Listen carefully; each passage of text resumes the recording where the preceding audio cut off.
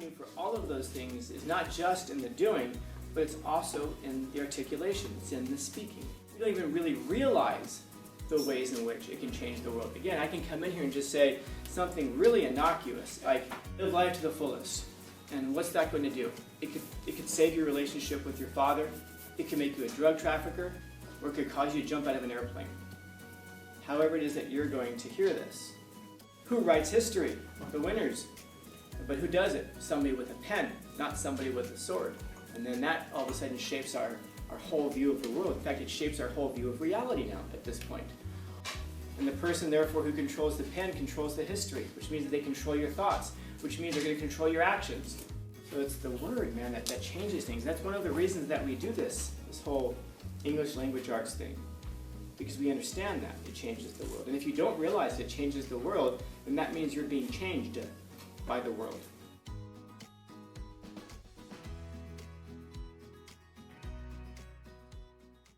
So his most famous poem is The Road Less Traveled, and it's about a guy who's walking through the forest and he comes to a crossroad. He can go this way or he can go that way. And the one way that he can go, it's a very well-paved road. If you go the other way, it's a little bit overgrown. You can tell that people haven't gone down that road very often. And so he decides to take that road. And at the end of the poem he says, and it has made all the difference in the world. Now, we oftentimes teach that poem as, you have to go down the road that fewer people travel. You can't go the way everybody goes. You got to find your own path. Then we all go, oh, wonderful. That has nothing to do with what the poem is about. It's actually pretty clear. What he essentially points out in the poem, he's very clear in one of the lines, he says, it doesn't really matter which way you go. Do you go the traveled road or the untraveled road? It makes no difference. That's why the last line when he says it has made all the difference, he means that ironically. Like, what happens if you go down this road? You can always say, well, if I'd only gone down that other road, things would be different. He wrote the poem as a joke, actually. He wrote it to a friend of his who was having difficulty making some decisions in life about what he was going to do with his life. And so he writes the poem to his friend. His friend reads it, and it basically says, it doesn't matter. Just choose a path, man. It doesn't matter. So his friend decides that he's going to enlist in World War I to go fight. And he goes and he dies in World War I. So he reads the poem that basically tells him, just go. It doesn't matter which way you go. Just choose a path. He's like, okay, I'll choose this path. And it kills him. And Frost felt terrible about this, for a very long time, because it was his advice that even, I guess, led to the death. It didn't get him killed, but led to it for sure. And so you have to be careful, man, because, I don't know, I mean, it's hard to say. That was a stupid thing to say. I would say you have to be careful because the things that you say can lead people in different, down the wrong roads. But I have no idea what road anybody in here is going to go down when I say things. Some of you guys will hear me say something and you'll take it to be a joke. Some of you will hear me tell a joke and you'll take it to be serious. Sometimes I'm not making a joke or being serious. I'm just making a statement about the sun being outside, and we're going to take that in a different way. I think if I come in here and I said to you guys, like there's this, okay, so if I came in here and I said to you guys, hey, make the most of life. Make the absolute best out of your life. How would you hear this? Lots of different ways. I can imagine that one of you would come up to me after class and go, Scott, I heard what you said about making the most of life, and it occurs to me that my relationship with my father is not what it could be. My mom tells me I'm too much like him, and so we're always arguing, and she said that I shouldn't do that because someday I'm not going to have him. So maybe because I'm young right now, I can listen more than I talk. Maybe that's going to help me repair my relationship with my father, and maybe that's going to make us more understanding so that when I do talk later on, he's going to be more receptive to what I have to say.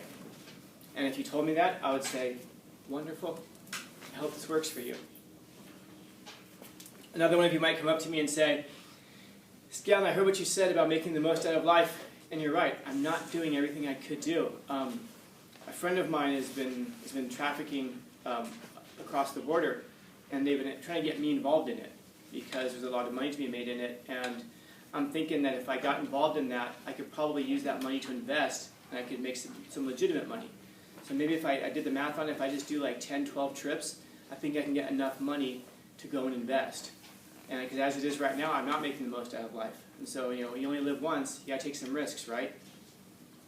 And I would say to you, good luck. I hope that works with you. One of you might come up to me and say, I heard what you said about making the most out of life, and I realized I'm just not living to the fullest. I need more adventure in my life. You know what? Screw it. I'm gonna go skydiving next weekend. I'm just gonna do it. I found this place. They're offering really big discounts, and so it's a really good deal. And I think I can go. I'm just gonna go do that. Conquer my fear of heights. And I would say, good. Hope that works for you. The exact same message, and 3 people can hear it completely differently. So what happens if you I don't know, what happens if that person goes and does the trafficking and they're really successful at it, and then they take that money and then they invest it and they make a lot of money out of it, but they're completely legitimate after that. But the person who went skydiving, because it was a discount place, the plane crashed and they died. Yeah, I have no idea what level of culpability I have in any of that. People can say, well, if you hadn't said that, well, so what, me saying something changes the world? Yeah. Yeah, hell yeah. Me saying something then changes the world. I didn't put you on the plane. I didn't put you in the car to traffic. I wasn't standing there between you and your father mediating this relationship. I just said a few words. And that was only half of the equation. What you heard from it was the other half of the equation. But what I'm hearing from that is that if I put the right combination of sounds together into a sentence, I can change the world. And that's absolutely true. If you put the right combination of words together, you can change the world. An example I used last period, who led the civil rights movement in the United States? Obvious. Martin Luther King Jr. Okay.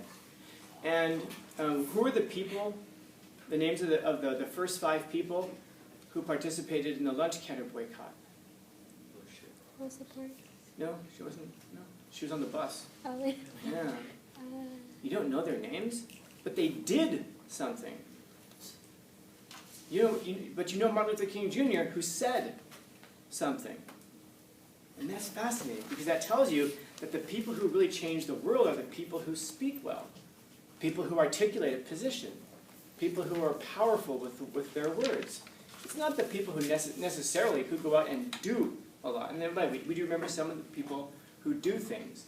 But by and large, the people who really create change in the world are the people who speak well. People who can put these sounds together in such a way that it motivates these nameless people into action. And once you realize that, now you have I guess maybe you have a task in life, which is to become as powerfully articulate as you possibly can. Because maybe you're not trying to change the world, but are you trying to change your life? Are you trying to change the lives of your family, of your children? Are you trying to change the community around you? Are you trying to change your status at work? Because the avenue for all of those things is not just in the doing, but it's also in the articulation. It's in the speaking. Whatever you say can influence the world, and we don't even really realize the ways in which it can change the world. Again, I can come in here and just say something really innocuous, like, live life to the fullest. And what's that going to do? It could save your relationship with your father. It could make you a drug trafficker, or it could cause you to jump out of an airplane. However it is that you're going to hear this. Words are incredibly powerful. Books, this is how we pass information down. Hell, who writes history? The winners. But who does it? Somebody with a pen, not somebody with a sword. And then that all of a sudden shapes our whole view of the world. In fact, it shapes our whole view of reality now at this point. What happened? I don't know. Let's look in a book and find out what happened. And that's the only way we can possibly gather information. And the person, therefore, who controls the pen controls the history, which means that they control your thoughts, which means they're going to control your actions. If we can tell you that some terrible event happened to make you believe it, that's going to anger you. It might get you to do something about it. If we can tell you that that thing never happened, but instead it was like a peace, love, and joy festival, well, now we can get you to behave very differently also. So it's the word, man, that changes things. That's one of the reasons that we do this whole English language arts thing. Because we understand that it changes the world. And if you don't realize it changes the world, then that means you're being changed by the world. And you're being changed, therefore, by the people who control those words. And that's why we do this, so you can understand it, so you can use it, but also so it can't be used against you. So let's say you become powerfully articulate, wide range of knowledge, you're able to convey ideas to lots of people, not just speak in big words, Not just sound really smart, but to speak in a way that actually motivates people. Now I guess the question becomes, who do you become? Do you become Hitler? Because he was pretty good at all that stuff too. Do you become Churchill, who fought against Hitler? Do you become Martin Luther King Jr.?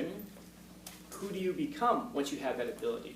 Because the ability carries with it this enormous weight that you can use either for good or for evil. Like most things, you can use science for good and evil, you can use words for good and evil, you can use philosophy and history for good and evil, you can use mathematics for good and evil, or you can use all of those things for nothing, just neutrality. But what you use it for is going to be up to you. And the more powerful you become through it, well, the more the temptation to use it badly becomes. So I hope that if you become a master at any of these things, that you also develop a moral education as well, the right things to do. Because half the world is composed of people who have something to say, but they can't. By the way, it's probably more than that. You all have something to say. You really, really do. Maybe you just can't say it. Yet. Hopefully you will. Hopefully you won't find yourself a few years down the road trying to explain something and saying, oh, I just can't, it's hard for me to say. It's hard to put into words. Yeah, hopefully you'll be better at that than most people. By the way, the deeper your thinking and the deeper your ideas, the deeper your emotions, the more difficult it is to explain things. But you would never go this far back unless you're able to start digging at this point over here. In other words, if you can't even dig through the shallow feelings and explain those, it becomes very difficult for us to engage the deeper emotions. You can only think in a language that you've mastered. And so if you haven't mastered the language, you can't get to the deeper things. So if you want to get to deeper ideas, you have to master a language. It doesn't matter what language it is, just become a master of one of them. You know, what do you call somebody who speaks 2 languages? Trilingual. What do you call somebody who speaks 3 languages? Trilingual. And someone who speaks 1 language? American. This is part of the problem. We lose the ability to relate to other cultures and contexts because in this country we're so big that we don't learn more than 1 language. So master 1, no others, but master 1 because that'll be your home language. That's the one that you're going to be able to explain yourself in deep ideas and through deep thinking, your deep emotions, all those deeper things. The other half of the world is people have nothing to say, but they keep on saying it. And unless we learn how to combat that, we're going to do what those people say. Because they're the only ones talking. So, talk. Get good at it. Master yourself, master the language, master the world around you. Questions, comments, concerns, complaints, criticisms, critiques? Happy Tuesday. Ish.